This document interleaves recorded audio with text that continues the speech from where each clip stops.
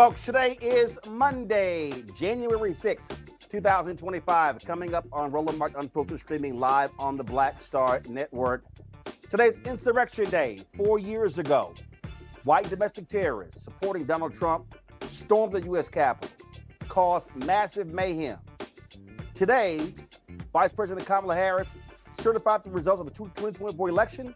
Did you see any of her supporters storming the Capitol, beating up cops? No, you didn't. That's the difference between the two. So we're going to talk about this. Also, folks, a wilderness survival trainer spent years undercover in climbing the ranks of right-wing militias without any law enforcement backup. I talked to the reporter with ProPublica who was trusted to tell his story. You're not going to believe this. Also, the Orange One's motion to stay Friday's sentencing in his hush money case, well, gets denied. A federal judge holds Rudy Giuliani in contempt, and the husband of Nebraska's newly sworn in U.S. Senator completely snubs Vice President Kamala Harris when she tries to shake his hand. We'll show you the despicable video. Also, the Speaker of the House in Virginia, Don Scott, will be here to talk about Tuesday's special election that will determine who controls Virginia House and Senate. Folks, it's time to bring the funk. I'm Roland Martin Unfiltered on the Black Star Network. Let's go. He's got whatever the miss, he's on it. Whatever it is, he's got the scoop, the fact, the find. And when it breaks, he's right on time and it's rolling. Best believe he's knowing. Putting it down from sports to news to politics. With entertainment just for kicks, he's rolling. It's on go, roll, y'all. It's Roland Martin, yeah. Rolling with Roland now. He's funk, he's fresh, he's real, the best, you know he's Roland Martin now.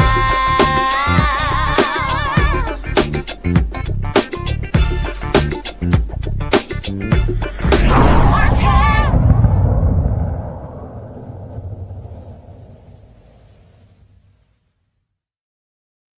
4 years ago, folks, this is what it looked like in the nation's capital, Washington, D.C., as the House and the Senate tried to certify a 2020 election led by Donald Trump, his supporters. What did they do? They actually stormed the U.S. Capitol, causing massive mayhem. More than 1,000 people have been prosecuted as a result. Folks, can y'all please, let's show the results, please. Show those at video. This is what it looked like 4 years ago. And America still allowed Donald Trump back in the Oval Office. It goes to show you exactly what kind of people they are. All day across social media, MAGA folks have been making excuses. And they've been touting the fact that the election results were certified today for Donald Trump. But that's a huge difference between how Republicans acted 4 years ago. And here's the fundamental problem that we have. This is our biggest problem. The folks who tried to overthrow the election, they are still in power. They now control the House. They now control the Senate. They now control the White House. So what you're dealing with are insurrectionists, white domestic terrorists. And in fact, Donald Trump has actually pledged to provide clemency, grant pardons to these individuals. Don't be surprised if he does it from the U.S. Capitol on January 20th, because that's the kind of person that he is. And so just as a reminder to you all, we know where we were 4 years ago. I was in Atlanta. It was the day after Raphael Warnock won the runoff to become the United States Senator. And I stood there in Atlanta watching television, watching the scene unfold. Now, remember somebody asking me, how did you feel? And I said, chicken's coming home to roost. And my friend said to me, you know what? You really shouldn't say that. Guys, turn the audio up because people need to remember what this was like. This was what it looked like at the U.S. Capitol 4 years ago.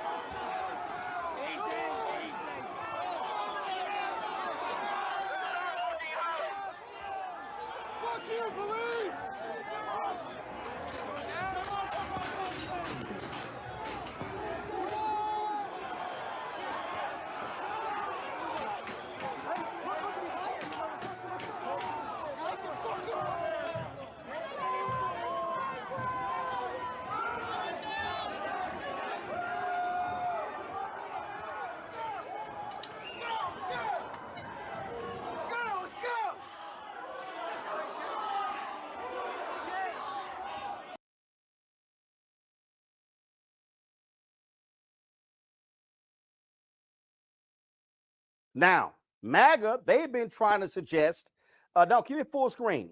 MAGA's been trying to suggest that, oh, it was just a walk in the park. People were actually taking tours. No, you see them climbing through windows. They were gouging the eyes out of police officers. They were attacking them with flagpoles. These people were creating mayhem. They had their Trump flags, their Confederate flags. And yet Republicans who condemned this, who said that, oh, these actions, we should never see this again.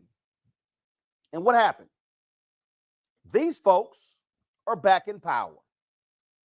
That's what you actually see right now. I want to bring in my panel right now to talk about this because it's important for us to not overlook it. You got a lot of people across the country.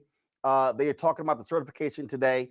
I'm not solely focused on certification of the election because we cannot forget what actually took place 4 years ago and who was behind it.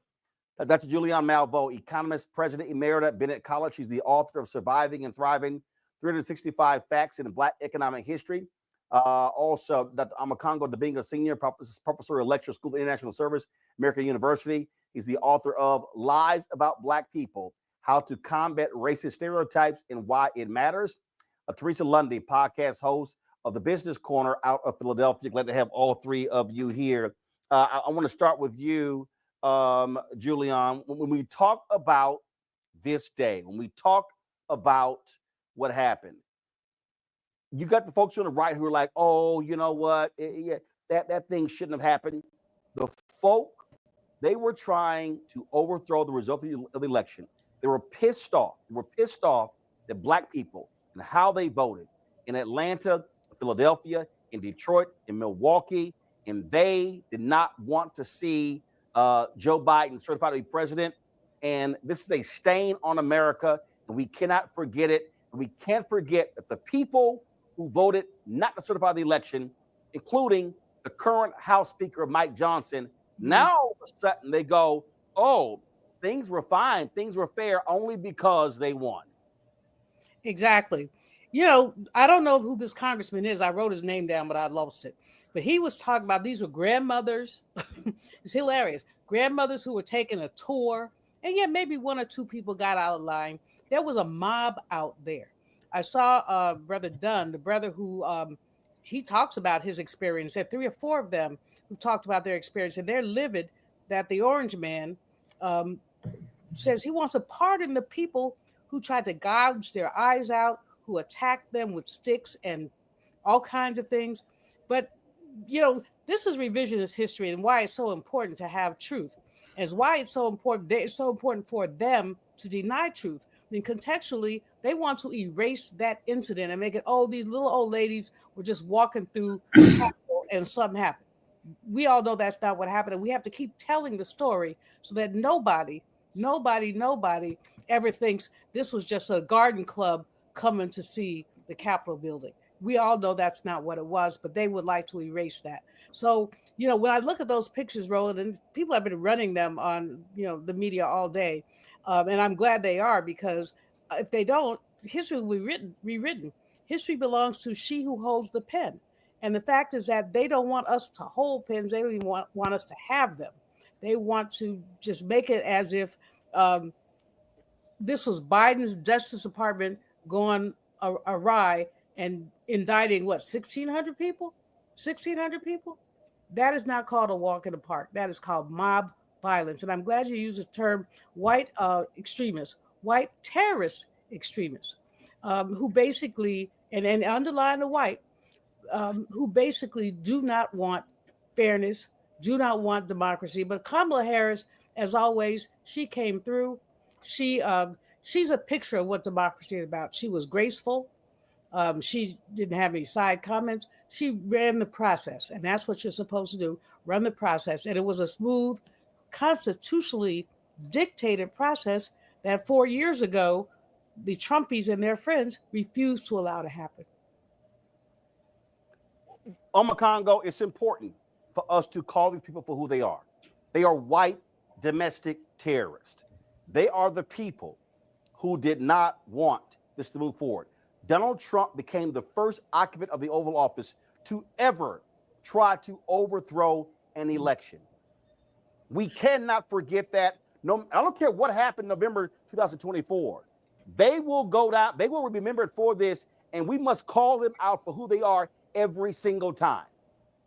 Look, the way you led this out with Insurrection Day and calling a thing, if we don't do that, then we are going to deserve what we get. The fact of the matter is, not only do we have to make sure we don't let this day be forgotten, we have to continue to bring it up, because just this past weekend, Trump is at Mar-a-Lago showing a John Eastman film, and he's a sore winner. He has to do everything possible to change the narrative about what happened that day and all of his denials of the election. They are not going to stop, right? When you look at Bush v. Gore, the Bush had a rough thing. No, they have to make sure they change the history books, they change the news networks, they change everything to make it look like it was, as he said, a day of love. This was the first time a Confederate flag flew in the Capitol. This was the first time that the United States did not have a peaceful transfer of power. We have people, Brian Sicknick, a Capitol police officer, who was a Trump supporter, who died, because of injuries, and then officers who killed themselves later. Look at what happened with Lieutenant Byrd, who shot Ashley Babbitt, and how his entire life has been destroyed.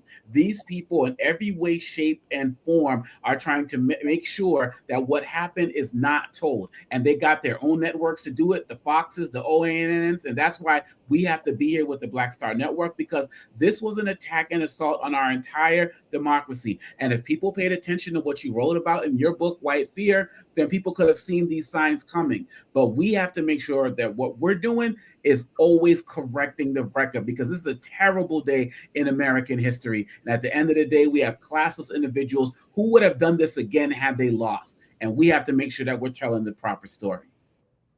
But Teresa, this is why I did not want to lead with today's certification, because it's real easy to try to normalize and say, well, here's what happened today. No. We cannot forget what these people did. And there are people like Senator Ron Johnson, who was trying to deliver fake electors to then Vice President Mike Pence. It was people like Utah Senator Mike Lee. It was Josh Hawley of Missouri. It was Chuck Grassley of Iowa. It was Ted Cruz of Texas. These despicable individuals, they were being helped. The Marjorie Taylor Greens, the Jim Jordans, the list goes on. The Scott Perry of Pennsylvania. It goes on and on and on. And the problem is, these people are still there. The people who tried to overthrow the election result are now the ones who are in charge. That cannot be overlooked. That can't be overlooked, nor are the lives that were lost during the election. And I think, when you started it off, it was definitely a clear history of let's never forget, because we all know that they are now trying, those who were prosecuted for the insurrection that took place is now trying to get off. So now that's a whole nother bid. Mm-hmm. And I think, that's just very interesting as we, I think Democrats, and thank God for Vice President Kamala Harris with such grace and dignity and leadership. I think, as I was looking at some of the comments on X and Facebook groups, even MAGNA folks, like not all of them, but a few were definitely, a little bit alarmed and dismayed about what was done to her. Because again, if there was a white male in that position, that would not have happened. They would have shook hands and probably played golf afterwards. But again, well actually, hold tight. We're going to discuss that later. But okay. I want to talk about again this being the 4th anniversary of the insurrection, and we just simply can't just dismiss this reality. Here's a perfect example. This was a tweet that conservative commentator Eric Erickson, he posted this 4 years ago today. Watch this. This is what he said: shoot the protesters, waive the rules, impeach, waive the rules, convict, waive the rules, deny the ability to run for election again. And you know what happened? Eric Erickson supported Donald Trump and the same Republicans in November. Mitch McConnell stood on the floor and decried what took place. He and Kevin McCarthy put it at the feet of Donald Trump. But none of that mattered, Teresa. And it goes to show you the kind of people they are. They have no morals, no values, no principles, no ethics at all. No, you're absolutely right. And again, history will always repeat itself. I think Republicans are the main cause and effect when they always try to say, let's not think about the history. Let's not think about slavery. Let's not think about the 1619 project. Let's talk about the future. But, the future is literally 4 years ago, right? I think what Make America Great Again was literally, they talked about for the first 4 years was Donald Trump's position in office, and how yet people forgot, so many forgot when he was in office, how detriment it was to everyday working families, even though they tried to say that they were a party of working families. So it was very interesting. I think Democrats, definitely has seen a new strategy, right? But I think if we still keep it with integrity, if we still walk in leadership, if we still keep having conversations and spending funding where it should be, not just during election season or during the last 80 days or 100 days, but if we do it year round, I think when we start having the remember when conversations about the GOP and what Donald Trump and the MAGNA team has done to American people and American families, I think the conversations will be different in every city, in every electoral district. See, I don't know. I mean, Giuliani, I think the problem is that Democrats want to play a game, a political reality that no longer exists. And again, and Republicans tried the same game. I mean, it was Mitch McConnell. They could have actually convicted Donald Trump 4 years ago. Had they convicted Donald Trump, he would not have been able to run again, and all of these court cases could have moved forward. But they assumed that the insurrection was so bad that, his career is over. The American people won't tolerate this again. Well, they actually did. Here's Mitch McConnell again 4 years ago. I want everybody just to listen. These are his words on the floor of the United States Senate. President Trump is practically and morally responsible for provoking the events of the day. President Trump is still liable for everything he did while he was in office as an ordinary citizen. Unless the statute of limitations is run, still liable for everything he did while he was in office. Didn't get away with anything yet. We have a criminal justice system in this country. We have civil litigation. And former presidents are not immune from being accountable by either one. Yeah, that was Mitch McConnell. But again, what did they do, Giuliani? They were like, it's over. And what kept saying, it's over, it's over.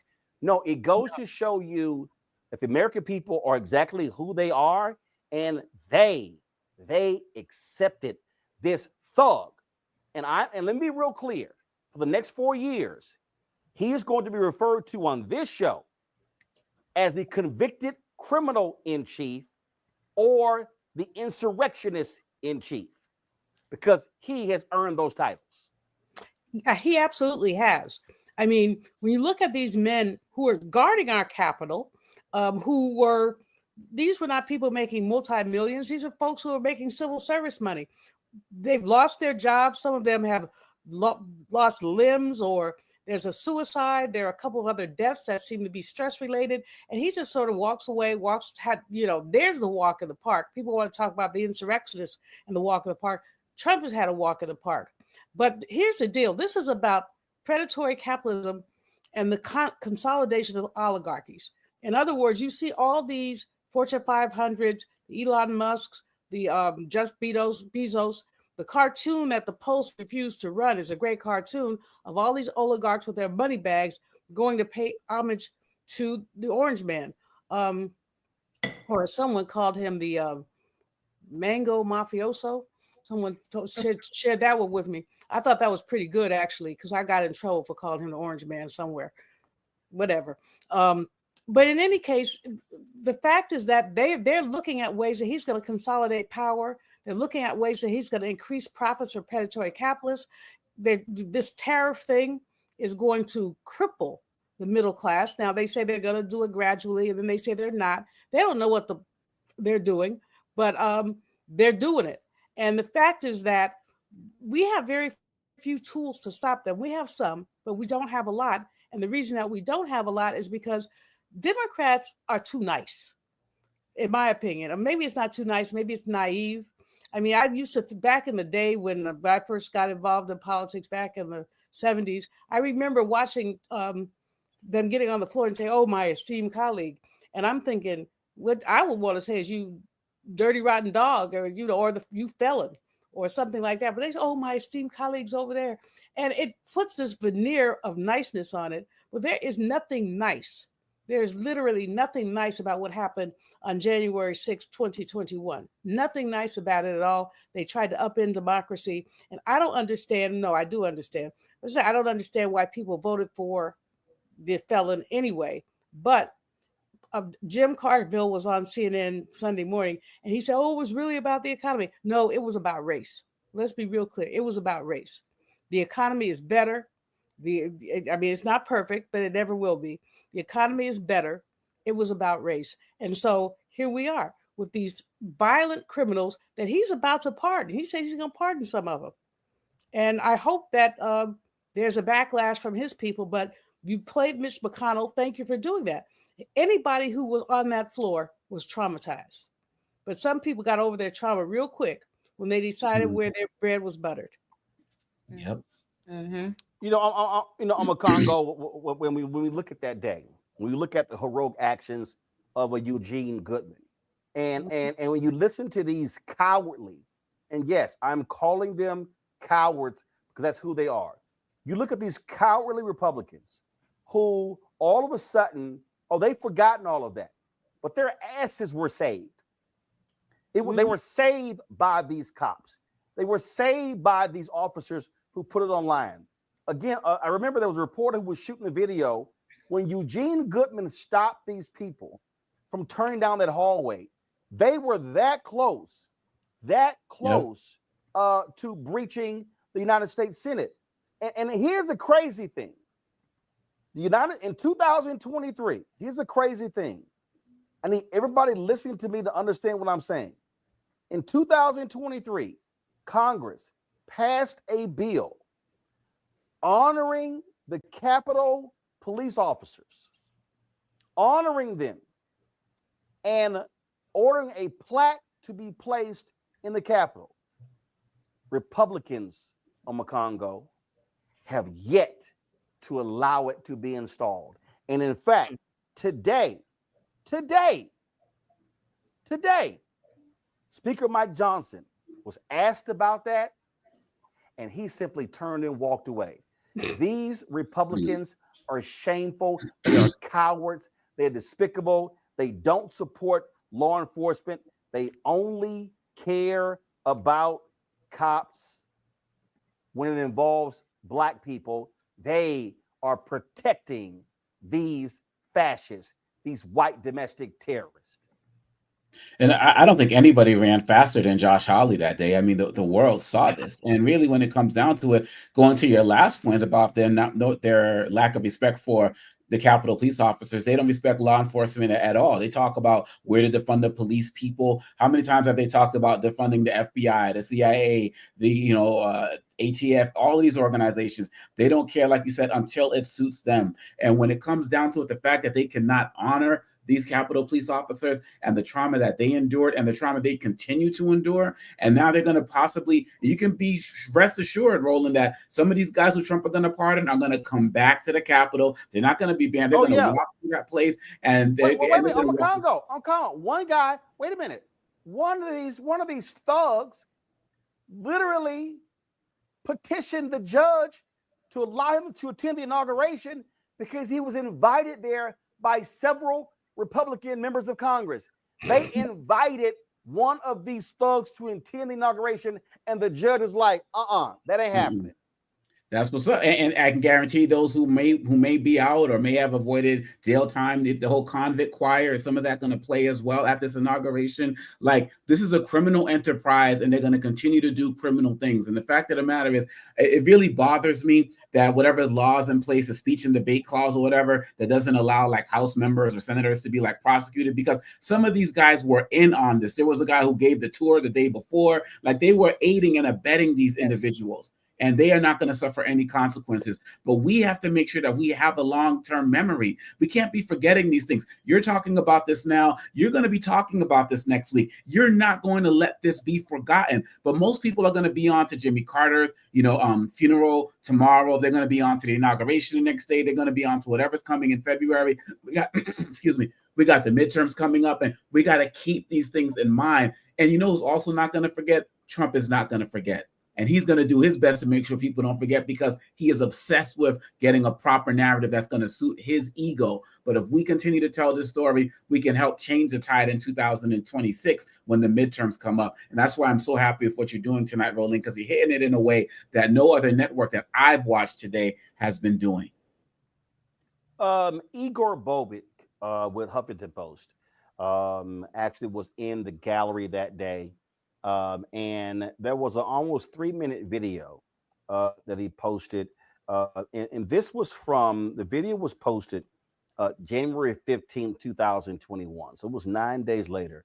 And it makes real clear the danger that Eugene Goodman was facing and the danger that was coming the way. And for all these Republicans who get all these MAGA people, all these assholes who keep talking about, it was a calm day, that absolute white supremacist Tucker Carlson, all the people on Fox News who keep covering for these people. No. Let's remember exactly what it looked like in this video right here. Folks, watch this.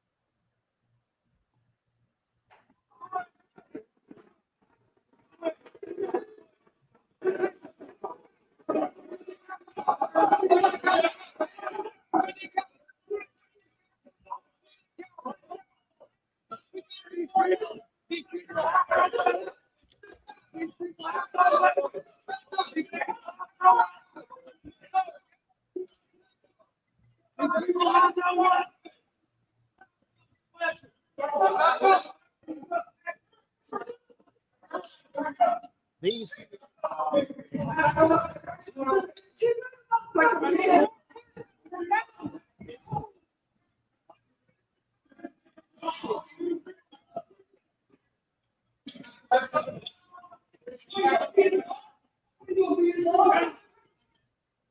Teresa, Yeah. these are the people Donald Trump and Sister Patriots. Y'all, I just Well, watched the Luther Vandross documentary and my mind is blown. Here are 10 songs you might background vocals on, but you have to listen closely. Hello?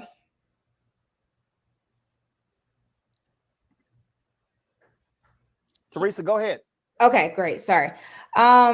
Yeah, I mean, if these folks are patriots, I'm not sure what the American people are, but they are certainly not patriots. I think rediscovering what that definition of patriotism and upholding American values is something, you know, that we really just need to define again and again. But what we saw there was another critical action where we have taxpaying citizens going against, you know, a law enforcement, the same law enforcement that was is sworn to protect and serve, and the same ones that the Magna upholds to the fullest extent of the law, but yet is comfortable with putting, you know, an officer like Eugene in that position without, and there's no consequence. So there has to be some sort of consequence as it relates to, you know, what is happening, you know, not only 4 years ago, but, you know, what will be happening in the future as it relates to pardons.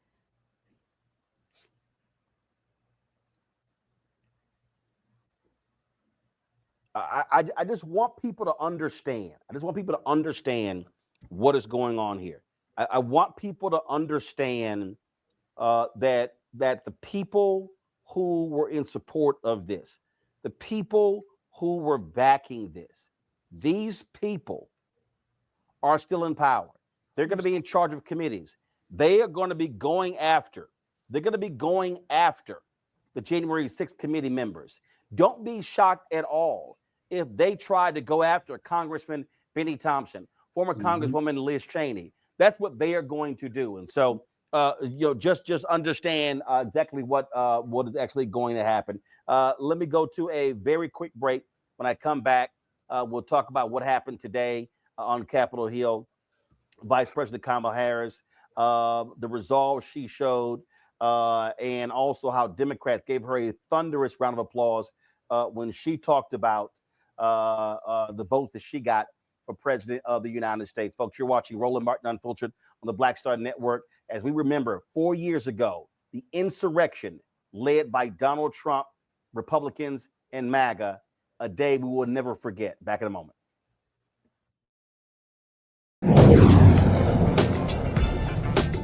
Now streaming on the Black Star Network. I was challenged by my uncle early on, before I even had a career. Like, I was maybe 8 years old, and my uncle said, "What do you want to do?"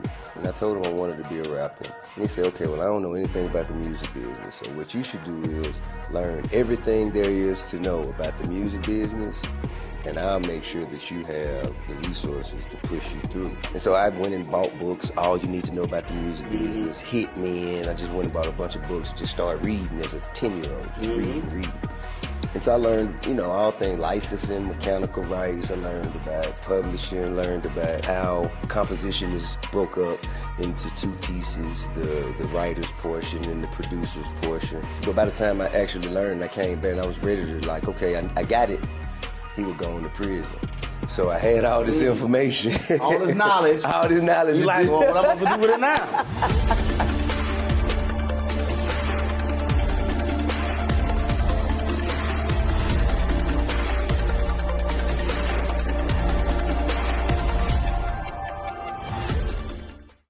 Hi, I'm Isaac Hayes III, founder and CEO of Fanbase.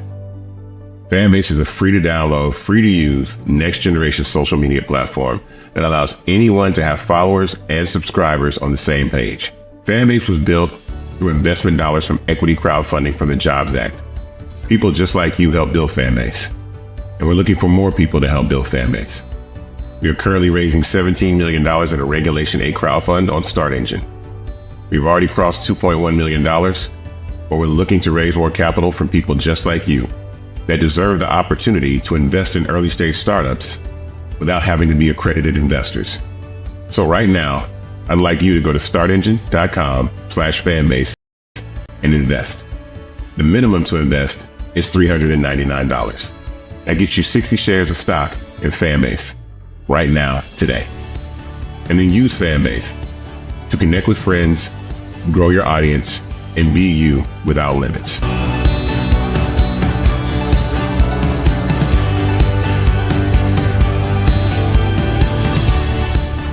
Hey, this is Motown recording artist Kim. You are watching Roland Martin Unfiltered.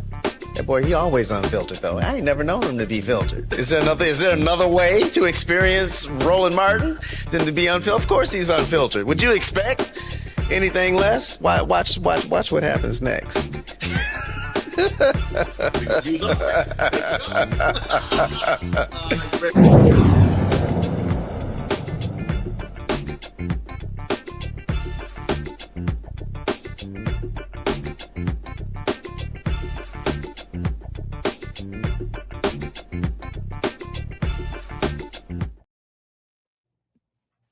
All right, folks. Before Vice President Kamala Harris went to the U.S. Capitol, she released a video laying out that she was going to be doing her constitutional duty.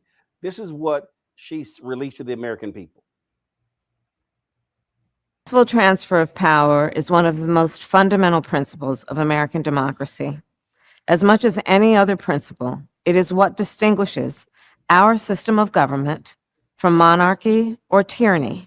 Today at the United States Capitol, I will perform my constitutional duty as Vice President of the United States to certify the results of the 2024 election. This duty is a sacred obligation, one I will uphold, guided by love of country, loyalty to our Constitution, and my unwavering faith in the American people. As we have seen, our democracy can be fragile, and it is up to then each one of us to stand up for our most cherished principles and to make sure that in America, our government always remains of the people, by the people, and for the people. May God bless you, and may God bless the United States of America. And of course, that was a powerful moment today in the U.S. Capitol. When she was reading the vote totals, and Democrats did this. Kamala D. Harris of the state of California has received 226 votes. Kamala D. Harris of the state of California has received 226 votes.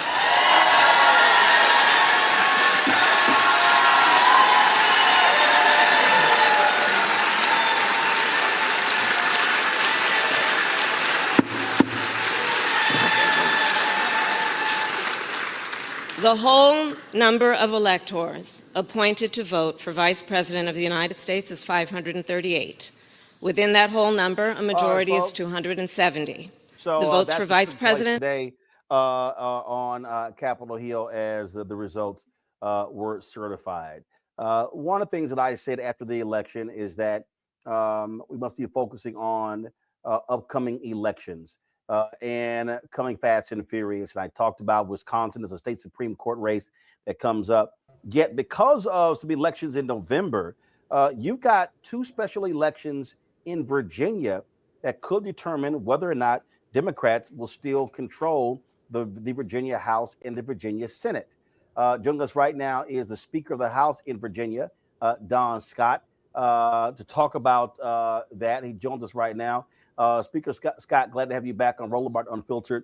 So explain to people what's going on with these special elections that are taking place on Thursday.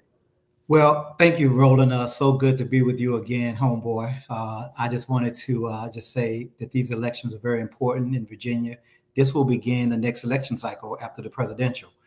We did not get the outcome that we wanted, but it's important that we all get back on our horse and go back to work again. So I'm excited about these elections tomorrow. Here in Virginia, we have a Senate race and a House race. We had a member of the Senate who was elected to Congress, Suhas Subramaniam, and vacated his seat in the Senate here in Virginia. So one of my members in the House is running for that seat. And so we have another member, his name is Kanan Srinivasan, and another gentleman from the community, JJ Singh, who will be the first turban-wearing Sikh to ever seek office here in the United States of America. And so he is going to, he stood for office and they're on the ballot tomorrow.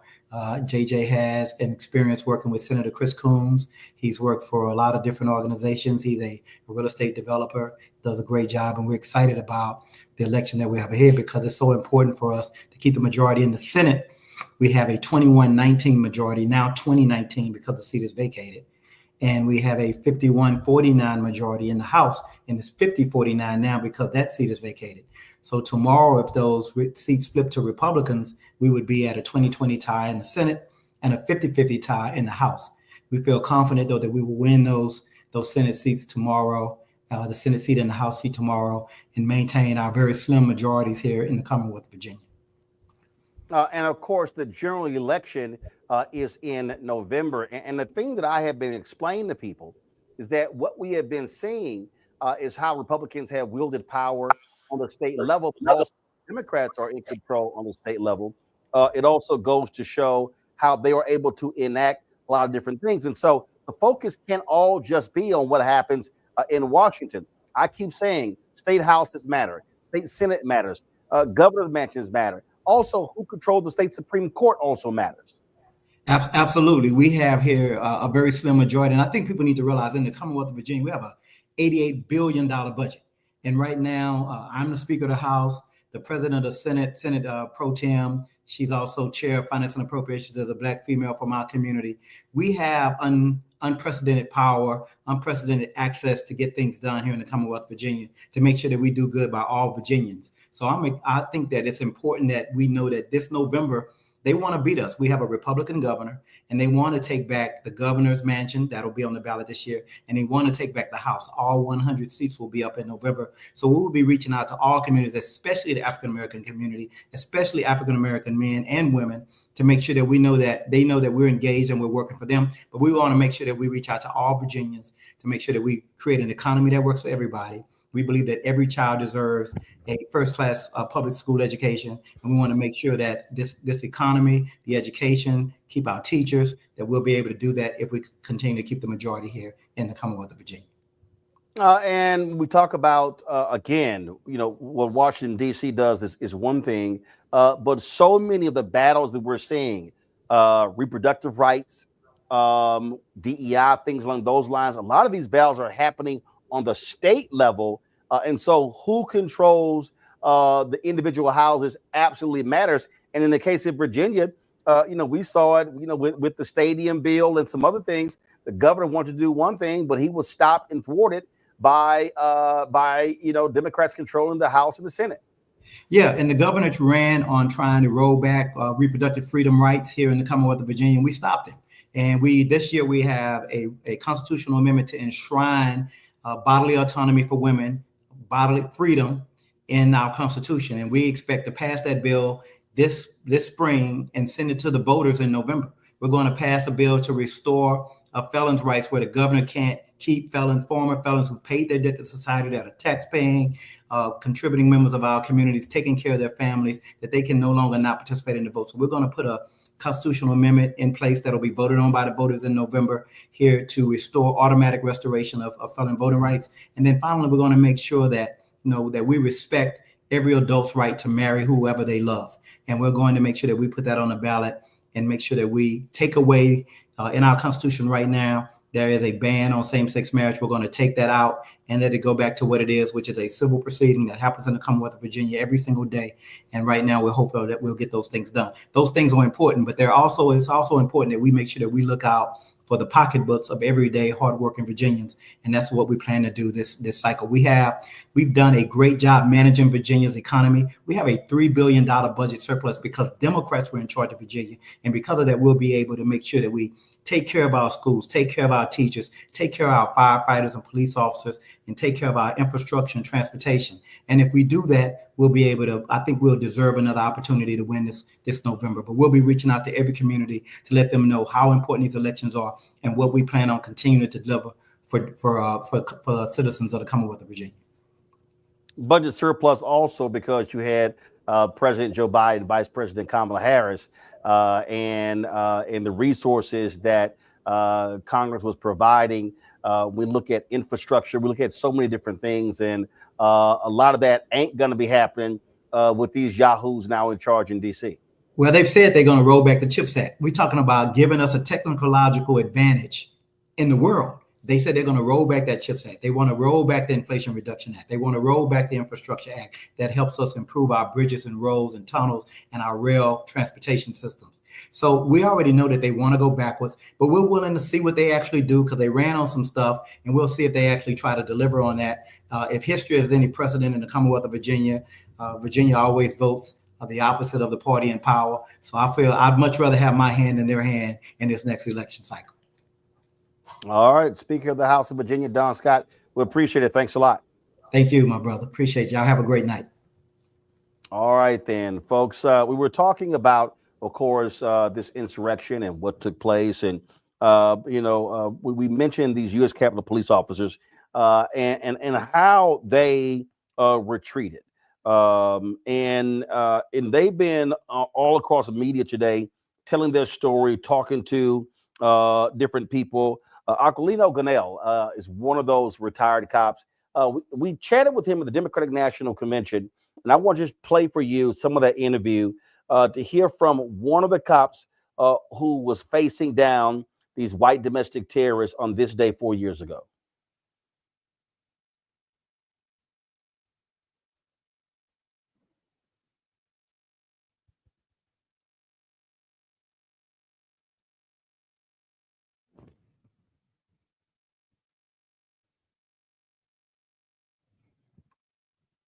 You guys should have that interview with Officer Gonell.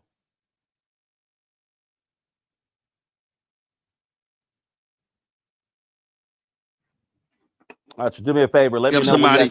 He was one of the speakers. There we go. He also was one of the police officers who was there on January 6th. Sergeant Aquilino Gonell. All right, then. Want to get it right. Let me ask you this here. You spoke earlier this week, and it has to be hard for you to see somebody who's running on the other side who literally watched as y'all got attacked and did not care to lift a finger, and that was the commander-in-chief. Correct. It is incredibly emotional and disappointing at the same time. Look, this is somebody who claimed to be supporter of the police, and today there's a report that says that he planned to have a gala for the January 6th rioters, not for the officers, but for the people who are doing the attacking. And every single time he goes publicly saying that he supports the police, except for Capitol Police. When he addressed Capitol Police, he says the black officer who shot that person, the young lady that was breaking inside the chamber, he calls him a thug, not a police officer. So he uses police officers as a pawn. And what people need to realize is that we were simply doing our jobs. And I tried to express that last night, because if all those things that we did on January 6th was done against any other group, that Republican side, the Republican president would be praising us. But because that was done by their sympathizers, their people, their supporters, these people are heroes. These people are hostages. These people are patriots. And if there are those things, then who are we, the police officers, to them? Who are we? Look, I never asked for this. Donald Trump invoked those people to come to the Capitol.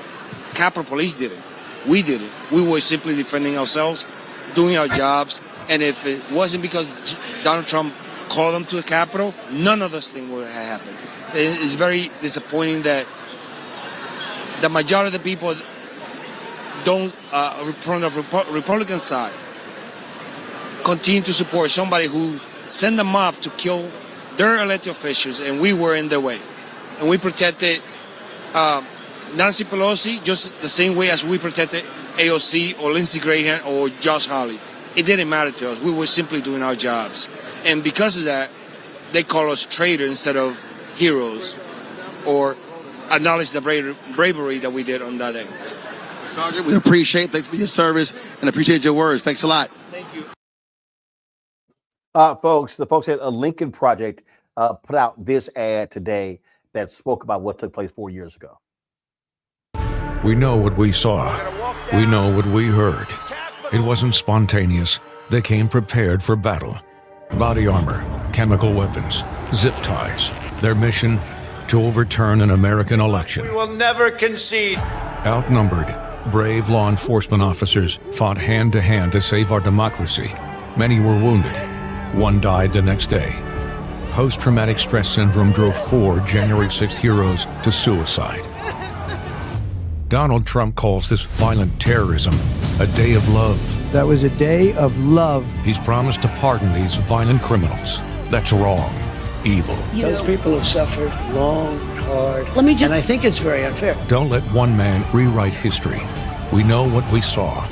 We know what we heard. There are no alternative facts. Only the truth.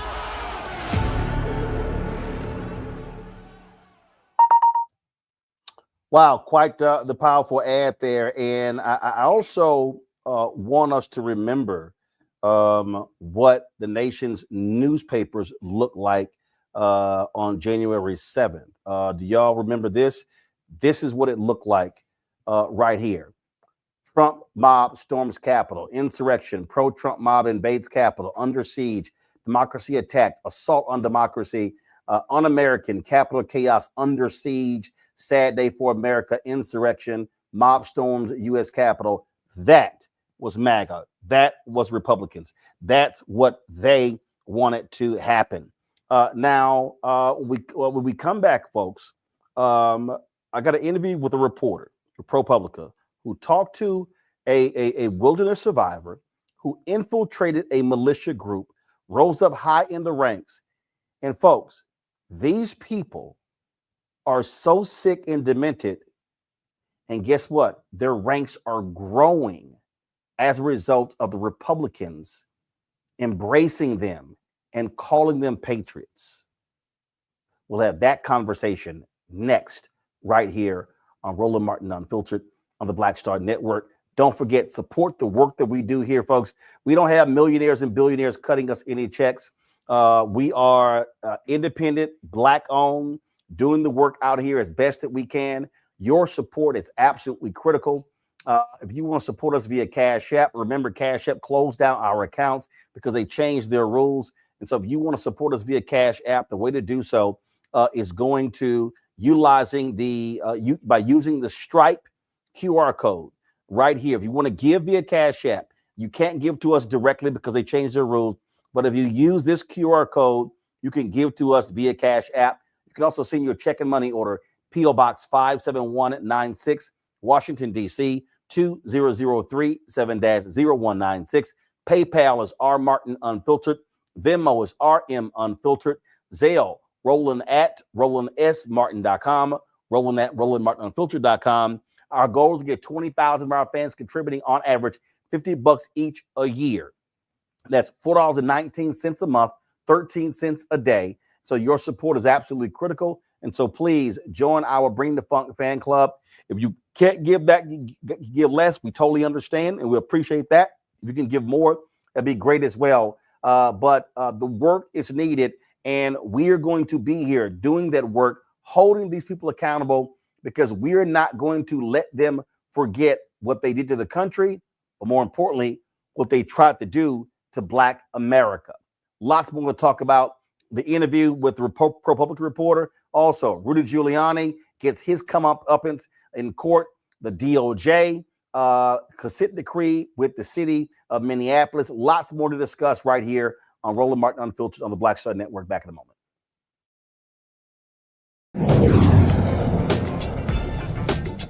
Now streaming on the Black Star Network. I was challenged by my uncle early on, before I even had a career. Like, I was maybe 8 years old, and my uncle said, "What do you want to do?" And I told him I wanted to be a rapper. And he said, "Okay, well, I don't know anything about the music business, so what you should do is learn everything there is to know about the music business, and I'll make sure that you have the resources to push you through." And so I went and bought books, All You Need to Know About the Music Business, Hit Me In. I just went and bought a bunch of books and just started reading as a 10-year-old, just reading. And so I learned, all things licensing, mechanical rights. I learned about publishing, learned about how composition is broke up into two pieces, the writer's portion and the producer's portion. But by the time I actually learned, I came back and I was ready to okay, I got it. He would go into prison. So I had all this information. All this knowledge. All this knowledge. You like, well, what I'm going to do with it now?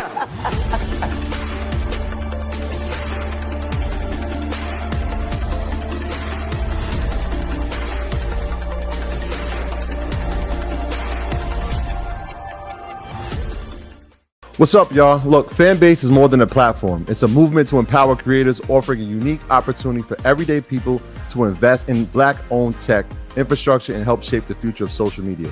Investing in technology is essential for creating long-term wealth and influence in the digital age. The Black community must not only consume tech, we must own it. Discover how equity crowdfunding can serve as a powerful tool for funding Black businesses, allowing entrepreneurs to raise capital directly through their community through the Jobs Act.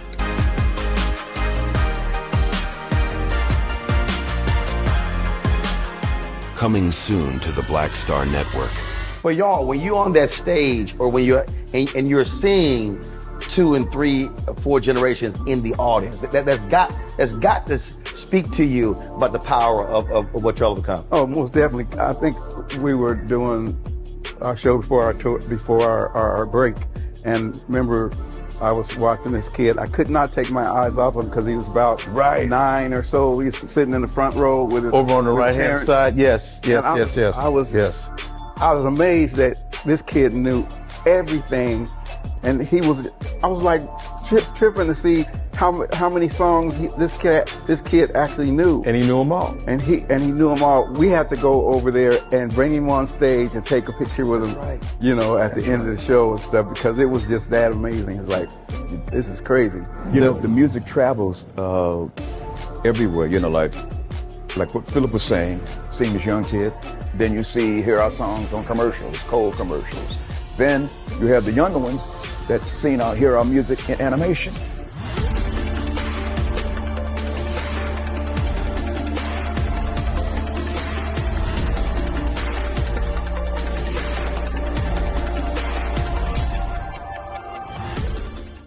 I'm Russell L. Honoré, Lieutenant General, United States Army, retired, and you're watching Roland Martin Unfiltered.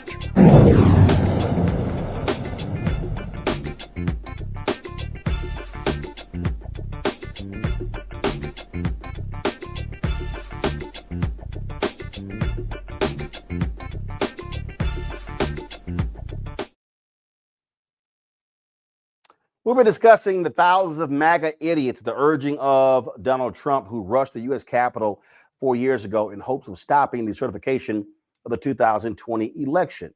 Mixed in with them were a number of militia members.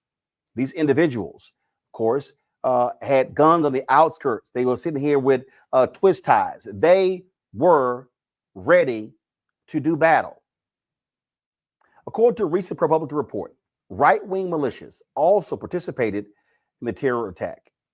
In a piece called "The Militia and the Mold," reporter Josh Kaplan details how a freelance vigilante spent years undercover, climbing the ranks of the militia without the help of the police or the FBI. He didn't tell his family or his friends. He did talk to Josh, who I spoke to earlier, about his story. Josh, I found this story to be absolutely fascinating, especially on today, January 6th. How in the world did you two connect? Honestly, he sent me an anonymous email. It was kind of a little vague, mysterious, but intriguing. And he sent it to a bunch of reporters, but I responded. And to be honest, at the time, I wasn't expecting much. I was skeptical at first, but this was over 2 years ago, and eventually I came to receive this extraordinary inside trove of secret documents, and to learn about this secret undercover operation that this man had been conducting for over 2 years. And what I thought was really interesting here was that what I thought was really interesting, he didn't want to reach out to the FBI, and this guy just went alone. I mean, that's dangerous as hell. Yes, no, it was dangerous. It was incredibly stressful. He was under an enormous amount of pressure. He, I think, was fighting off paranoia, but he, in part, I think, because of his own tumultuous, he has a history with law enforcement that has made him very distrustful of the police. But he also believes that the police have been ineffective at combating the far right in America. And so rather than trying to work as an informant, he concocted this kind of freelance undercover operation. The thing I think that this reveals the most, and those of us who've been reporting on this, covering this, and you have folks like Clay Travis, who they're trying to downplay the reality of white domestic terrorism in this country. But the reality is, Christopher Wray, the FBI director, was on point when he said that white domestic terrorism was the number one threat in this country. And for the right wing to try to deny this is just nonsensical. Yeah, I mean, and it's important that this sort of messaging, like it's not just people trying to spin things. It really matters in terms of these groups' strength and these groups' ability to pose a threat that leads to things like January 6th. I mean, one thing I found in this reporting, and I talked to a lot of militia members too, is that right after January 6th, even leaders in these groups thought they might go extinct. That they would not be able to survive the backlash. And it's easy to forget now that there was a time when in mainstream conservative politics, the January 6th Capitol rioters were pariahs. But by the summer of 2021, prominent politicians like Trump started changing their tune and talking about the rioters as patriots, as political prisoners. And that had a measurable, concrete impact on these paramilitary organizations. It really started to put the wind back in their sails, so that before long, they were getting so many new recruits that they were struggling to keep up. Yeah, and this is the thing that I think people need to understand what's going on. Donald Trump goes down to Waco, and they have this celebration, if you will. He's there, of course, where the Branch Davidian standoff took place. You've got MAGA who yells, Republicans, they yell, oh, Democrats defund the police, yet Republicans want to defund the FBI. They have always wanted to defund the ATF because of the issue of firearms. And so people need to understand that, and this story lays it out, there is a direct correlation with the rise of these militias, these white militias, these white domestic terrorism, and Republican politics. Yeah, I mean, they're constantly in conversation with each other, and and now you're seeing these signals. I mean, the most consequential signal that could happen in the near future is Trump has promised to pardon January 6th rioters. That was a cornerstone of his campaign, and that the ramifications of that could be massive. There is no precedent for that kind of message of protection and support, and has the potential, at least, to trigger a renaissance for militant extremists. I mean, Trump has repeatedly suggested that these pardons might be so sweeping that it includes, pardoning people who assaulted police officers, which was some very brutal assaults happened that day. And how that would be interpreted in these movements, at least by a sizable number of people, is that even violent crimes will go unpunished if you do them for the quote-unquote right cause. And that's a very, very dangerous proposition that has a lot of experts and people in the national security community very worried. Yeah, I mean, look, I'll be honest. I would not be shocked if Donald Trump pulls a stunt and pardons them on January 20th. He said he's going to do it on day one. He might do it at the Capitol during a speech. I mean, this is how, and I said this on my show, that if he pulls that stunt, Biden and Harris, Jeffrey should stand up and walk off the podium. It will be it will be a really remarkable moment in history. I mean, I don't think anyone knows what to expect if that happens.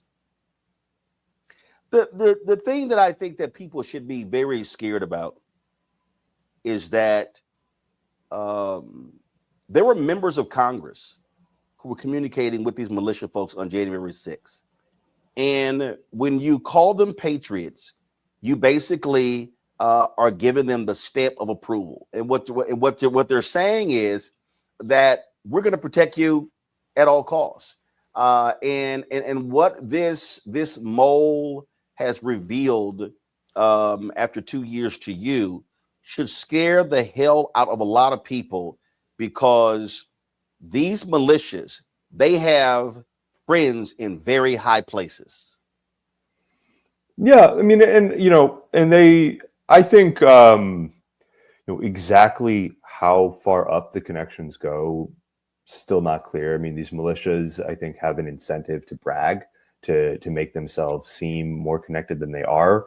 So, there certainly is there's an ideological kinship and a support coming from the very highest echelons of power in the Republican Party that has a real impact. I don't know about actual concrete relationships, to what extent that happens. But they do have a lot of, there's a remarkable number of active duty police officers, some high ranking, who are members of these groups or friendly with these groups. And that is something that these militias put a high priority on. They one of the things I was able to learn by going through these files and doing these interviews was how incredibly strategic, almost bureaucratic, these militias approach building these relationships with law enforcement, because they view this as fundamental to their success. Because one of the, I think, defining characteristics of these groups is they do dangerous armed vigilante operations, in the all over the country. Things like responding to Black Lives Matter protests with armed patrols and sometimes beating up protesters. And if you're in that sort of volatile situation, they see it as extremely useful to have law enforcement see you as a friend.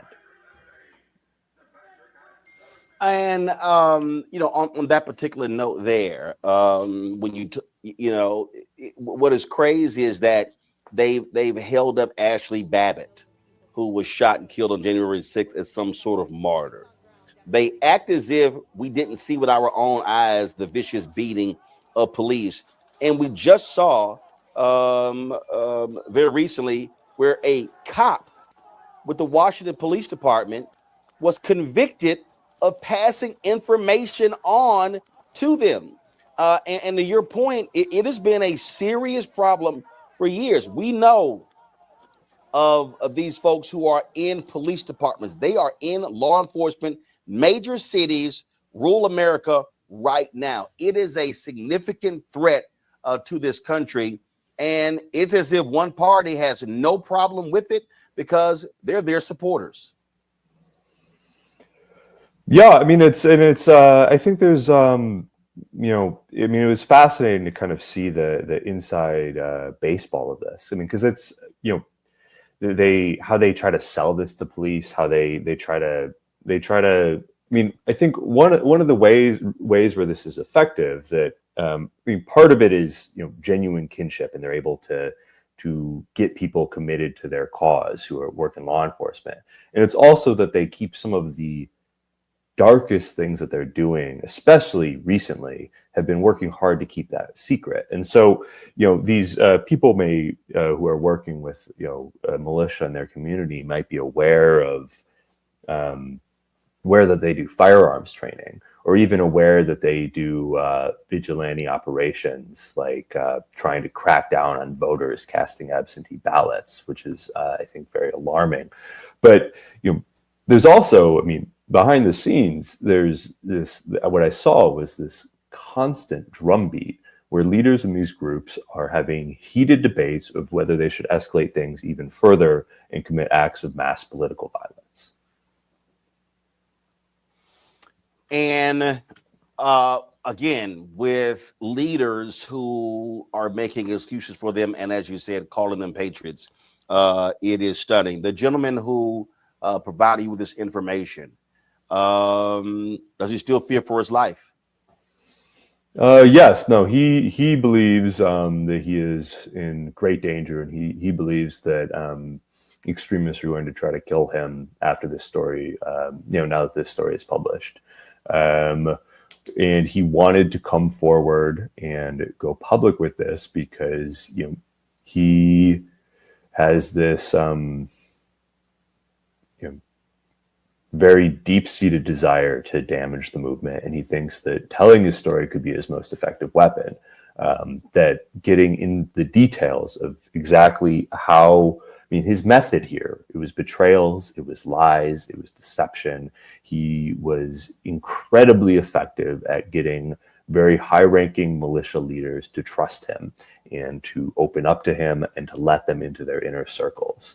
And he thinks now that by going public, you know, he has the ability to kind of be a boogeyman in the movement. That's what he's hoping for, that he will, that, you know, what he told me is that, you know, every time that, you know, a militia member goes into a meeting, he wants them to be thinking in the back of their heads, this guy will betray me.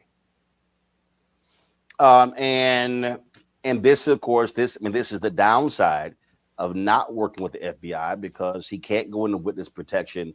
And so he's going to be on his own for the rest of his life. Yeah, I mean, he's working with some whistleblower attorneys now, I know, and is hoping to, you know, he has these kind of grand ambitions of starting a collective of vigilantes who work together and continuing to run these operations. I mean, it's a decision that we talked about at length, and I know he didn't take lightly, but it is, you know, I mean, from the beginning, there was an enormous amount of sacrifice that he made to personally, you know, in terms of his safety, in terms of his mental health and well-being, that he made to get inside these groups and get this information. It was, I've never seen anything like this. Folks, go to ProPublica.org and check out this piece, The Militia and the Mole, by Josh Kaplan. Josh, we certainly appreciate you joining us. Thanks a lot. Thanks so much for having me on. I appreciate it.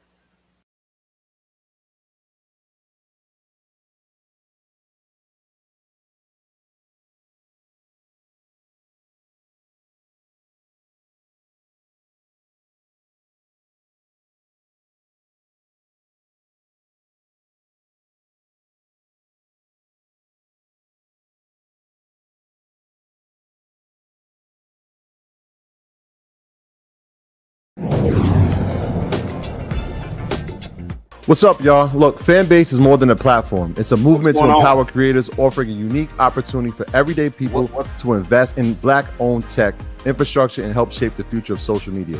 Investing in technology is essential for creating long-term wealth and influence in the digital age.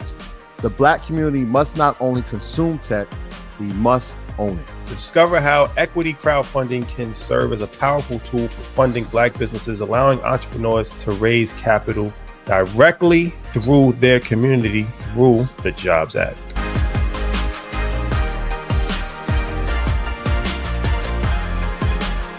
Now streaming on the Black Star Network. I was challenged by my uncle early on, before I even had a career. Like, I was maybe 8 years old, and my uncle said, "What do you want to do?" And I told him I wanted to be a rapper. And he said, "Okay, well, I don't know anything about the music business, so what you should do is learn everything there is to know about the music business, and I'll make sure that you have the resources to push you through." And so I went and bought books, All You Need to Know About the Music Business, hit me in. I just went and bought a bunch of books, just started reading as a 10-year-old, just reading. And so I learned, all things licensing, mechanical rights. I learned about publishing, learned about how composition is broke up into two pieces, the writer's portion and the producer's portion. But by the time I actually learned, I came back and I was ready to okay, I got it. He would go into prison. So I had all this information. All this knowledge. All this knowledge. You like, well, what am I supposed to do with it now?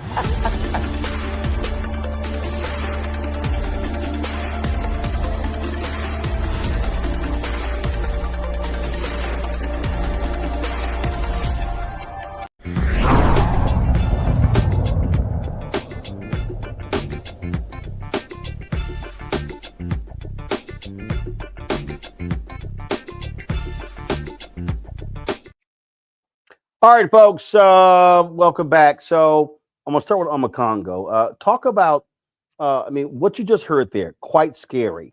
And the thing that jumped out at me that is the scariest is that Donald Trump, what he has done is he's emboldened them. When Josh said that their numbers are rising as a result of how they, frankly, are being welcomed by Republicans and Donald Trump. And, of course, Christopher Wray, the FBI director, said that the white domestic terrorism was America's #1 threat, and Trump has now forced him to quit. Now he's going to put one of his loyalists in there, and the FBI, frankly, will not be going after these people.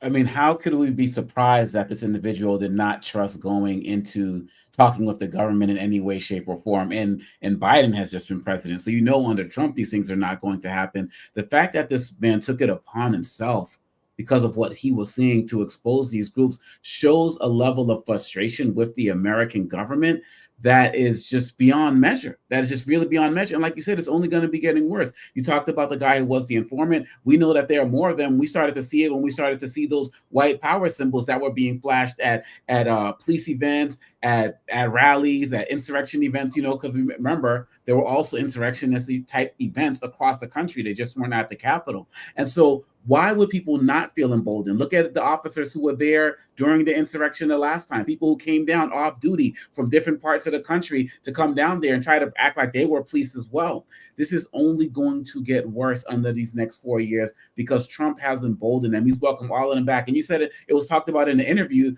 or in the article, and I was reading the idea that this stuff was going to die down. The thought that it was going to go away, now that, Trump didn't, get into office, but now he's back and he's strong. He's got a Supreme Court behind him. He's got Congress behind him. He's got the Senate behind him, and he's got the police unions behind him.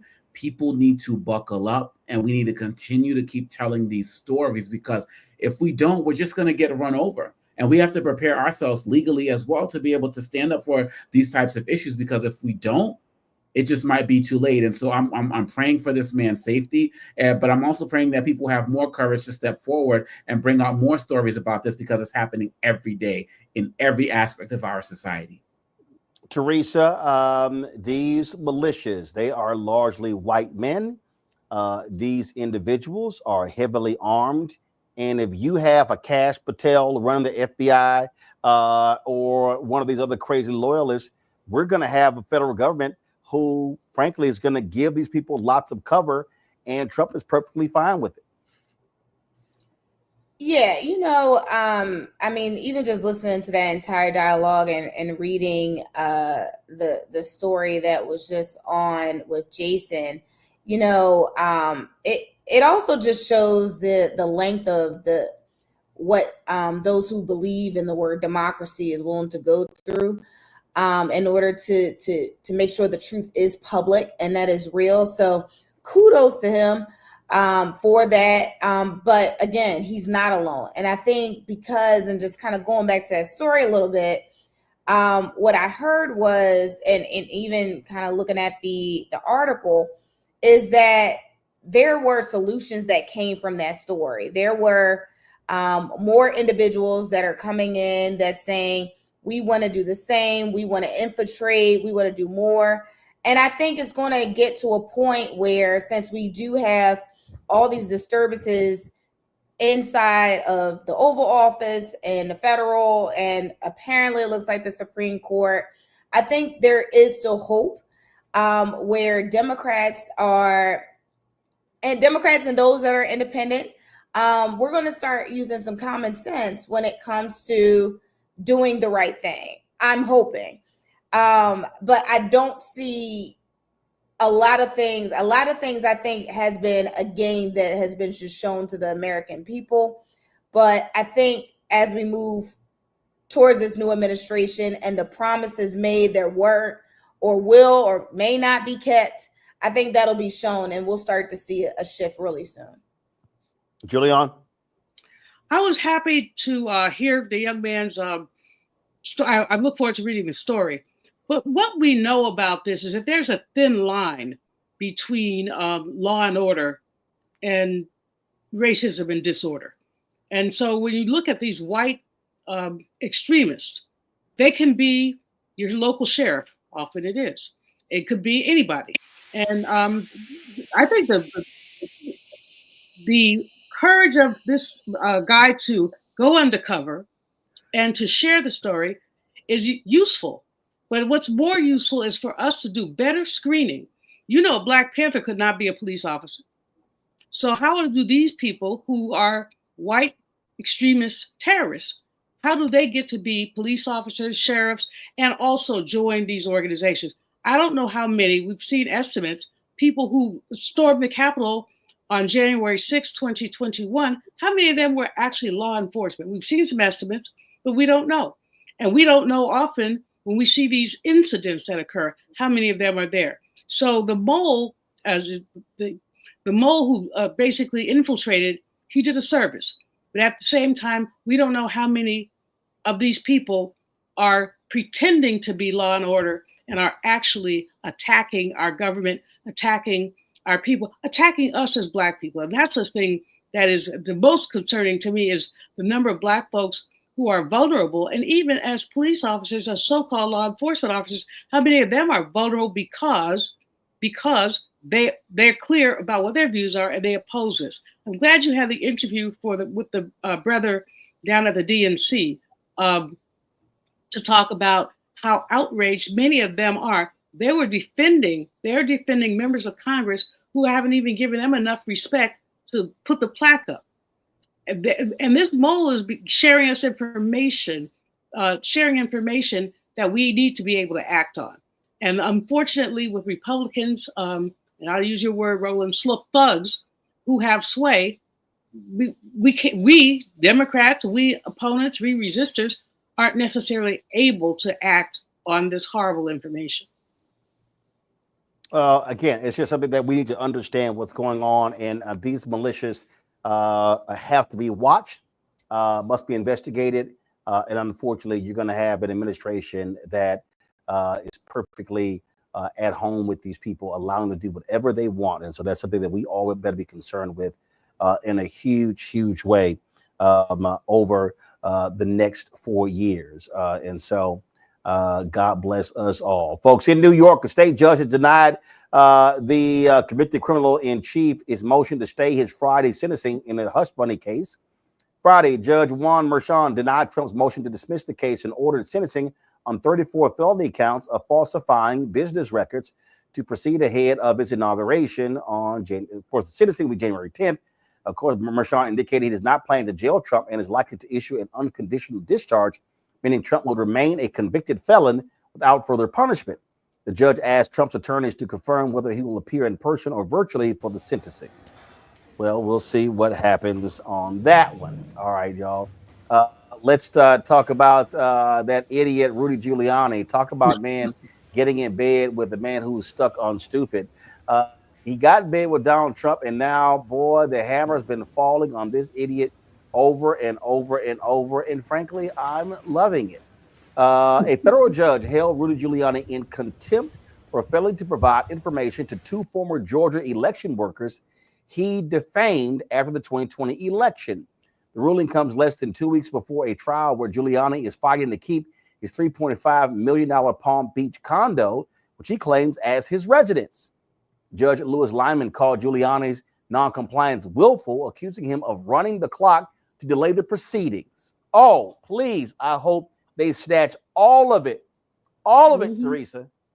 Snatch that condo. Yeah, give it to the victims. Listen, I thought he lived in New York because that's where he voted, but I guess he lives in Florida now. But it is what it is after the election. I think I'm not sure what happened in-house during Magna's war room where Giuliani has been on the outskirts and his team, but it has been an interesting as it relates to some of the law and the judicial matters in his case. Those who are in Trump's circle seem like they're beginning appointments. They're in higher positions. Those who are unqualified or all of a sudden become qualified. But Giuliani, was one of Trump's former senior advisors, has just been going down this whole rabbit hole of, loss and the stench of losing. So not sure what's happening there, but, hey, if they can seize it and it goes to a good cause. I do know I did see one of Giuliani's properties on one of our share sale lists in Pennsylvania. So if anyone's looking,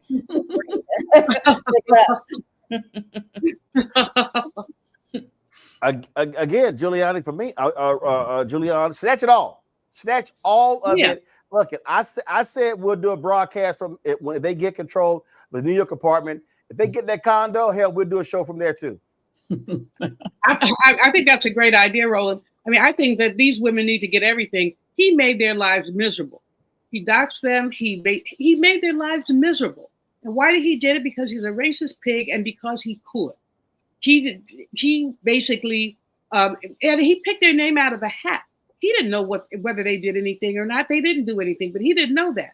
There are all kinds of electors, but these were Black women. And so because they were Black women, he felt that like Malcolm said, most disrespected and neglected. And therefore, he decided to go after them. Well, now he's got his chickens have come all the way home to roost. And his chickens or his property is about to leave the hen house because I do believe that those sisters will prevail. They probably won't get everything, but they should get most of it. And the judge has ruled. And of course, his snarky behind, he refuses to comply with the law. But again, his bestie is the orange man who also refuses to comply with the law. So, there are two things that you have to do to be in Trump's circle. One, you have to refuse to comply with the law. And two, you probably have to have sexually harassed or raped or something, some woman. You go way up in his esteem if you have those two things going on. Congo?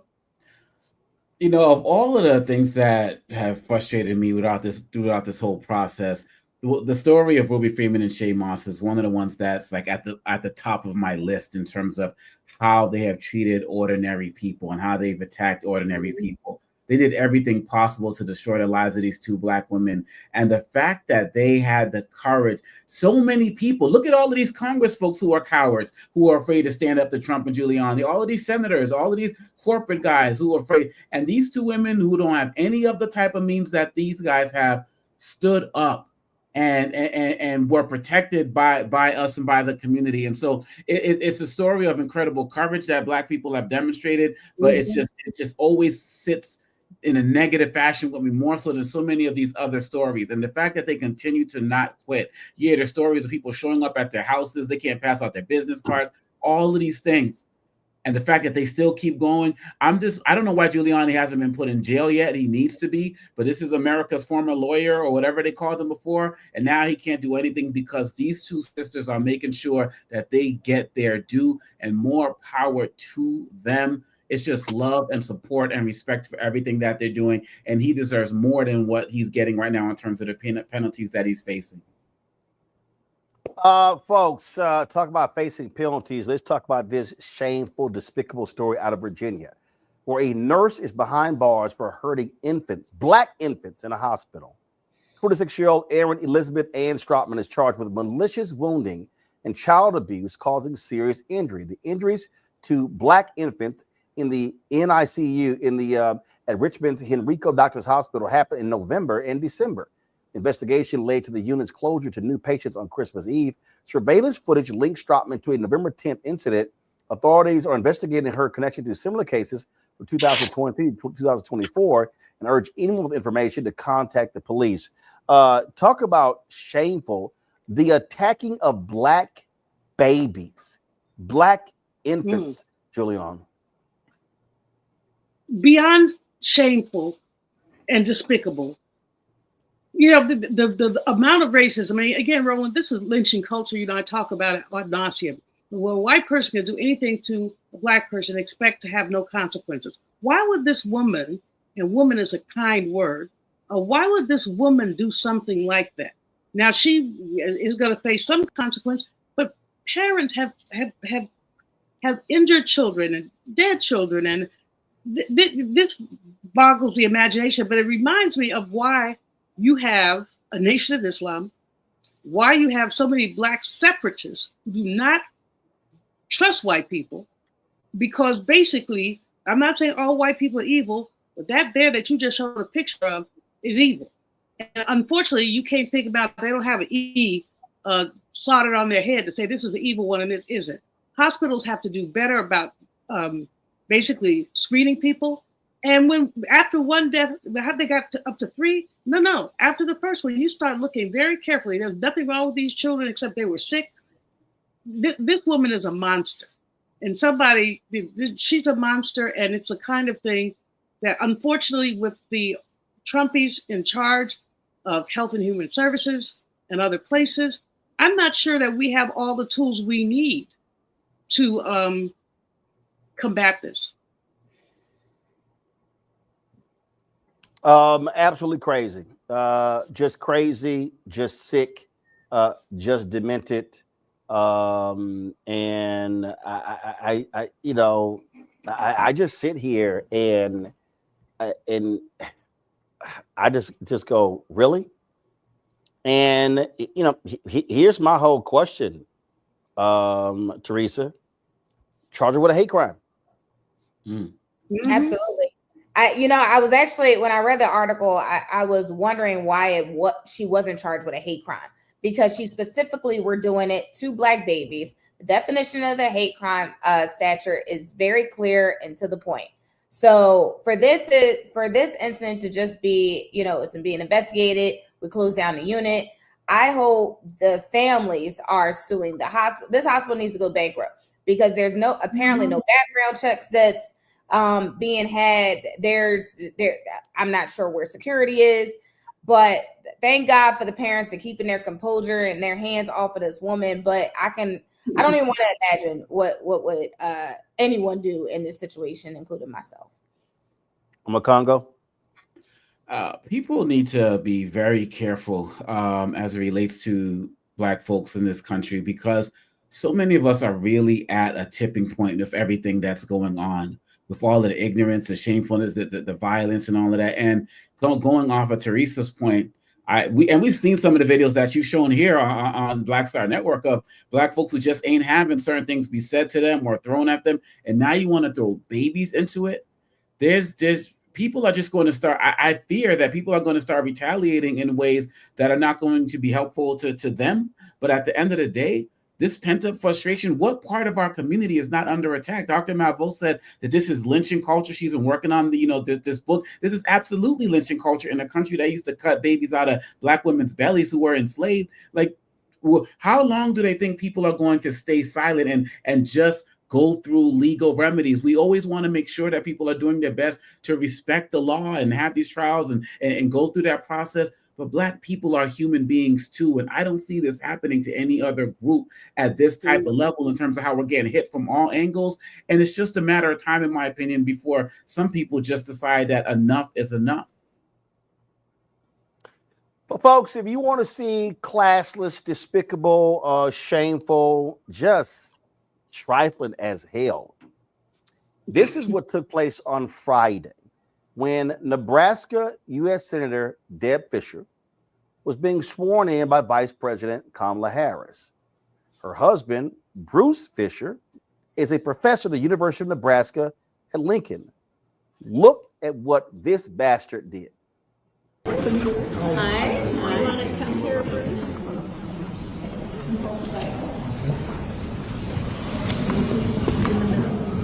Is it pick on the ground? In the middle? Scoot over a little? No. It's okay, I won't bite. I'm not going to bite. Don't worry.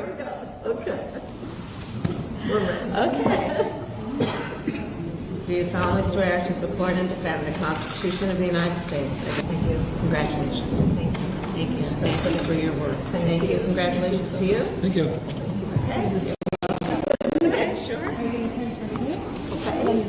That way just a little bit. There you go. Thank you so much. Ready?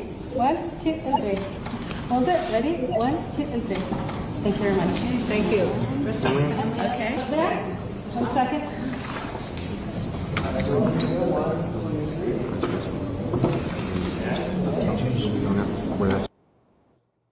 Now, Bruce Fisher had a cane in his right hand. And some of the people are out here trying to defend him by saying, oh, with a cane in his right hand, well, he had a Bible in his left hand, and then his wife took the Bible. He could have easily shook the vice president's hand with his left hand. He wouldn't even look at us. So we're going to play the video again. I want y'all to see, y'all, he didn't even want to stand next to the vice president. He wouldn't even look her in her eye. He quickly looked up and looked right back down. Did not even want to look her in. He had total contempt for this black woman. Roll it again. Hi. Do you want to come here, Bruce?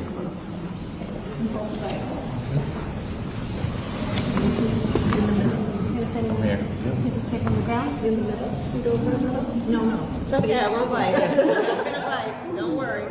Okay. Okay.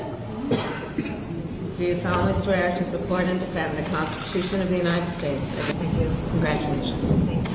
Thank you. Thank you for your work. Thank you. Congratulations to you. Thank you. Okay. Welcome. Okay, sure. Okay. That way just a little bit. There you go. Thank you so much. Ready? 1, 2, and 3. Hold it. Ready? 1, 2, and 3. Thank you very much. Thank you. Okay. Over there. 1 second. Bruce Fisher's been getting ripped all across social media, and you saw right there, it was all for everybody to see, Teresa, all in. I mean, the vice president immediately picked up on his nasty demeanor, his evil demonic spirit, and she said twice, "It's okay, I'm not gonna bite." I honestly, you have to laugh in order to, not cringe. But honestly, it looked like they had him and the wife had a conversation before he had to come out and hold the Bible and the cane, because he looked like he barely wanted to beat her himself. So it's like, he's jealous of the wife. I don't know what's going on behind the scenes, but that looked like a whole nother situation that came to the forefront.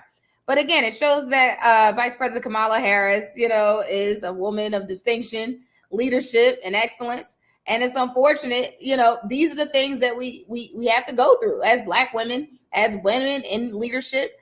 It doesn't matter what rooms we put ourselves in, what titles we have, it's just going to happen. So it's either you have to know who you are in order to make sure that really doesn't penetrate. But it is what it is. And you can just pray that the person that's holding the Bible is actually reading it. Well, I mean, I'm a Congo. I don't know whatever the hell happened between them. She had to basically tell him, stand here. He did not want to be near the vice president. I mean, it's just like, as they say, school on Sunday, right? No class. At the end of the day, these guys just don't have it in any way, shape, or form. And also being a professor, like, I can't imagine walking into my classroom with my students and having them see me do something like that, to be ashamed to stand next to somebody, to look like I'm disgusted by somebody, not extend a hand to the vice president. Why didn't he just choose to not get up on stage? You know what I'm saying? It's like he wanted to get up there and embarrass her in some way, shape, or form. And I'm sure with his followers and his people, he's the talk of the town. People are loving him. I'm glad that everybody else is recognizing the unprofessional nature, the disrespectful nature of this. And really, at the end of the day, I cannot wait for January 21st, where Vice President Harris can be done with all of them. Folks on the Biden side who did her wrong, folks on the Republican side who did her wrong, all of the dignity that she's had to show, just all of it, just to be out and just do her thing. Because these guys, like I said, they're sore winners. Like, how hard would it be for you to shake her hand, right? They have to rub it in every way, shape, or form. But I commend her. I mean, this is like the political version of Ruby Freeman and Shay Moss. Just like keep going, keep nonstop, dealing with all of the drama, and kudos to her. But this is classist, and he deserves every type of reprimand that he's getting online, because even as somebody who's supposed to be a leader of students, because he's a professor, he dropped the ball entirely. So, and I hope that they don't forget that also. Giuliani? That man is a classist piece of ish. I mean, totally classless, and a poor role model, and his wife ought to be ashamed of him. She ought to whip his behind when they get home. Not because she's on different political sides, they couple, but as Obakongo said, it would not kill him to simply shake somebody's hand. But there's that song. It used to be a time at the ball game, the winner took the time to shake the loser's hand. He couldn't do that. He couldn't show basic common decency. And, I don't even know. He should have stayed home. He simply should have stayed home, because this is absurd. But as Teresa said, these kind of slights happen to Black women all the time. You could see the shock on Kamala's face. There was shock on her face. It was like, what the, is going on here? But she handled it as she handled every sling and arrow that has come to her. She's handled it with grace, with dignity, with a lot more than many of us could sum it up, under the circumstances. So I just say, I with Obakongo, I want her to live her life like it's golden. If she wants to run again in 28, good for her. If she wants to run for governor of California, good for her. But the amount of foolishness that she's had to deal with in the course of her vice presidency, but certainly in the course of the election and its aftermath, that amount of foolishness is crazy. I hope that Doug takes her to a nice island and she gets to. I came back from one. Come to a nice island, let her chill out for a couple of weeks, and just, those people and their hatred. How can you be so hateful as to not shake a hand? Well, that's exactly what it is. I mean, it's pure hatred on their part, and his actions are shameful. And frankly, I really hope that Fisher folks just keep blowing up her social media, letting her know how shameful and trash her husband is. And somebody posted this tweet. So let me find it. Because I'm just saying, these things are important. And as I said, he is a professor at the University of Nebraska. So if any of y'all, this was posted by James Felton Keith, and so any of y'all desire, if y'all want to let Bruce Fisher know how you feel, his office phone number is 402-472-4274. That's 402-472-4274. His email is bfischer, BFISCHER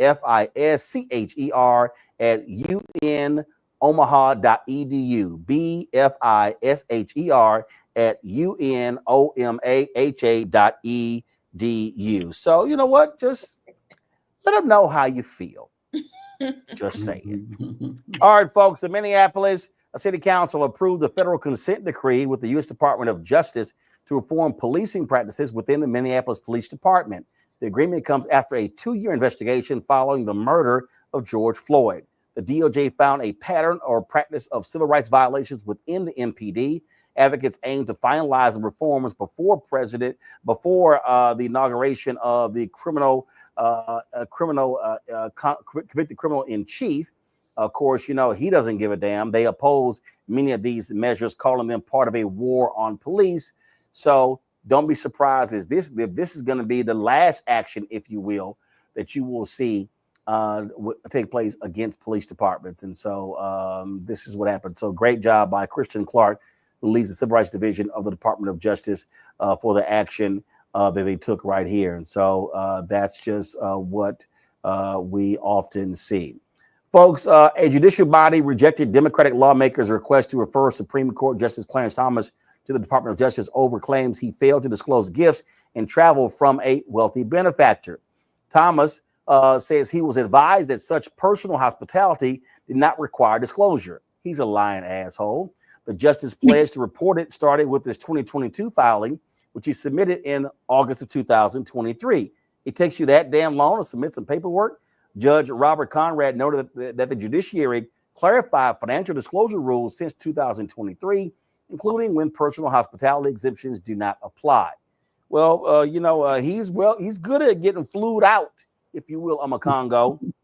And there's no doubt that Clarence Thomas is one of the most corrupt Supreme Court justices we've ever had. I mean, the gifts that he has taken from these rich, these billionaire benefactors are enormous, more than any other justice. Matter of fact, more than all the other justices combined. It's just disgraceful. I mean, we can talk about judges and rulings that we don't like and condemn rulings, but the character, the lack of character with this man, and the way he just completely crapped over the entire justice system over the course of his entire career, and tried to play it off as the guy like, oh, I just love being at home and being in my RV in the parking lot of a Walmart, and just played it off and just completely lied. And people wonder why there's such a negative view of the Supreme Court. And this was the guy who was supposed to replace, Thurgood Marshall, like seriously.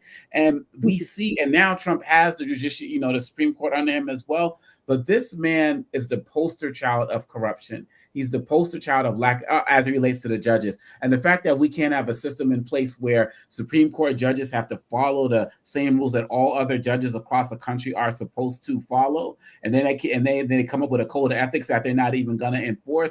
This man, with his wife, the insurrectionist, right? They are a disgrace on every single level. And I'm glad that he continues to be exposed, because it's completely shameful, but it's also illegal, and he hasn't suffered full consequences for it. Giuliani. Well, he hasn't suffered consequences, and he probably won't. He has been the darling of the right wing since he was nominated. They went looking for him. I mean, you do not find black folks like that sitting in your backyard. They went looking for him and elevated him carefully through EEOC, through they went looking for it. And he has never respected law. And then that Jenny, his wife, I mean, he should really be put off the court because of her. I mean, because of her own complicity. But again, that will never happen.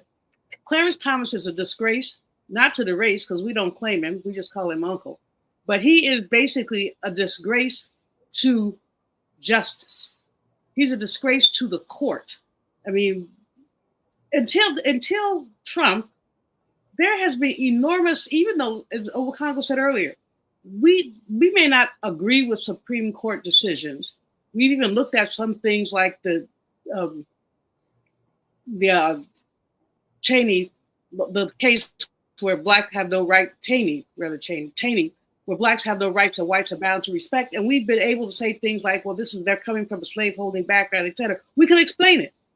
The only thing that we can explain with Clarence Thomas is lack of integrity and avarice. Those are two defining aspects and anti-blackness. This is a brother who hates himself. He truly does. If you go back and look at some of his Supreme Court writings, they're blood-curdling because of the self-hate. The things that he said about his own sister, when he said she got mad if her welfare check didn't come. So this is a hating man. He hates himself. He hates black people, but he loves money. He's very avaricious, and he has no integrity. There you have it. Congo. Look, I think at the end of the day, one of the issues that I have with Biden is that they didn't look to expand the Supreme Court to try to make this person irrelevant. Maybe it wouldn't have happened and so on and so forth. But the way that there has never really been anything of substance done to really challenge him and the Supreme Court in general, because I mean, some of these guys, the Kavanaughs who just lie to get on, like just all of that, we really don't have an institution as relates to the Supreme Court anymore, or at least one that's going to work in our favor. And so what are we supposed to do with this? We have to go harder in 2026 as it relates to these midterms. We have to go harder with the next presidency. And I think Giuliani said this at the beginning of the show. One of us said this. You know, Democrats have to stop playing nice when you have people like him who have no care or love or respect for the system and just milk it in every way, shape, or form. What are we going to do about it? We're going to report about it. We're going to talk about it. But the people who have some type of levers of power need to go harder on him if they want to have any type of semblance of respect for this system. And because clearly right now it's completely shot by those of us who actually care about a judicial system. Indeed, indeed, indeed. All right, folks, that is it for us. I appreciate y'all being with me on today, my first day back since the new year started. So happy new year to all of you. Thank you very much, Teresa Amakongo and Giuliani. Folks, don't forget, support the work that we do. As I keep saying, look, we don't have millionaires and billionaires cutting us checks. You've got these conservative folks out here. I mean, they're building new 10, 11-acre compounds, all this sort of stuff along those lines. And we're just simply out here covering the issues other people are not going to cover, talk about the stuff that actually matters to our people, which is critically important. And look, what we do here, nobody else in Black-owned media is doing. Byron Allen has gotten rid of nearly everybody at the Griot. April Ryan announced that she's leaving. You know, what we do here, Essence doesn't do, Black Enterprise doesn't do, Ebony doesn't do, Blavity doesn't do. None of these folks are doing what we're doing. So your support is critical. We're looking to add 2 new shows in 2025. And so we hope to make that happen. I'm looking at reels and talking to people as we speak. And so the goal is very simple, to get 20,000 of our fans contributing on average $50 each. There are some of you who have been supporting us from day one for the last 6 years, and we appreciate every single dollar. And so if 20,000 of our fans contribute on average $50 each, that's $1 million. That is tremendously offsets a lot of our expenses that we have every single year to do the work that we do for all of you. And so we want your support. And so if you want to support us via Cash App, you can't give it to us direct via Cash App because they've gotten rid of our accounts. They changed their rules. And so to contribute to us via Cash App, please use the Stripe app. This is the QR code right here. And all you got to do is click the Cash App Pay button to contribute. So this is the QR code right here. If you're listening to me right now, simply go to blackstarnetwork.com, rolandmartinunfiltered.com, and you will see the actual QR code there for you to actually give via Cash App. Checking money orders can be sent to P.O. Box 57196, Washington, D.C. 20037-0196. PayPal is rmartinunfiltered. Venmo is rmunfiltered. Zelle, Roland at rolandsmartin.com. Roland at rolandmartinunfiltered.com. Let me give a shout out to, let's see here, Sarita Torrance. Thanks a bunch. Theron Lane. Thanks a bunch. Rhonda D. Johnson. They all gave during the show. Let me also see here. Develop Architecture. Thank you very much for your support as well during the show. And so folks who contribute during the show will personally give you a shout out. And so thank you so very much. Folks, also download the Black Star Network app, Apple phone, Android phone, Apple TV, Android TV, Roku, Amazon Fire TV, Xbox One, Samsung Smart TV. Don't forget, you can also get our gear right here. You can get our new shirt, FAFO 2025, or Don't Blame Me, I Voted for the Black Woman. That's rolandmartin.creator-spring.com, rolandmartin.creator-spring.com, or go to blackstarnetwork.com. Folks, that's it.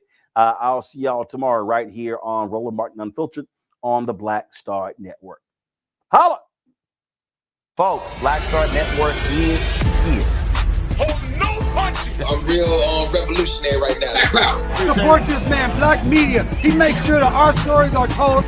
Thank you for being the voice of Black America, Roland. Stay black. I love y'all. All momentum we have now We have to keep this going. The video looks phenomenal. See, there's a difference between Black Star Network and Black-owned media and something like CNN. You can't be Black-owned media and be scared. It's time to be smart. Bring your eyeballs home. You dig?